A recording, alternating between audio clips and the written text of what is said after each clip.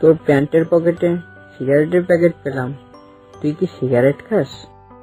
তুমি কি যে বলো না, আমি ওসব কেন খাবো? আর আমার প্যান্টের পকেটই তো নাই। এমন কসাম দেব না, শুধু প্যান্টের পকেটই না, সিগারেটের কথাও মনে পড়ে যাবে। ও না না না, পড়াশোনার যে চাপ, এইসব অপ্রয়োজনীয় কথা মনেই থাকে না। আমার বন্ধু রেখেছে মনে হয়। তার মানে তোর বন্ধু খায় এইসব? দাঁড়া, আজই আমি ওর বাবার সঙ্গে বলে ওর একটা ব্যবস্থা করছি।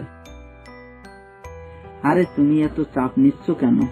ও তো খায় না, আমি খাই, তাই ও দেখে দেখে শেখে। আগে ওকে খাওয়া শিখাই, তারপরেই ওর বাবার সঙ্গে বলো। কি বললি? যত বড় মুখ নয় তত বড় কথা। তুই পড়া বাদ দিয়ে সিগারেটের ধোঁয়া দিয়ে বেড়াচ্ছিস? তোকে আজ ভবের পিটান পিটাবো। আশা আপন প্রাণ বাসা। তুই যেন আর বাড়ি আসিস না, আজ থেকে তোর ভাত বন্ধ। তোকে হাতে পেলে উল্টা করে পেটাবো। কি করো তুমি? তুমি এমন ভাবে দাঁড়ায় আছো কেন দেয়ালের সঙ্গে? কিছু হয়েছে নাকি? না না না, কি হবে? ও তো তোমার গুণধর পুত্র, এখন পড়াশোনা ছাড়ান দিয়ে সিগারেটের ধোঁয়া দিয়ে বেড়াচ্ছে। কি বলো তুমি এসব?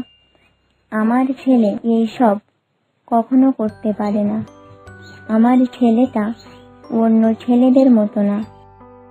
তুই যেন আর একটাও কথা বলিস না, তাহলে কিন্তু তোর একদিন আর আমার যে কয়দিন লাগে। কাদের কি যে বলি, তোরা থাক, আমি এই বাড়িতে থাকবো না। কি গো, কোথায় যাচ্ছ তুমি?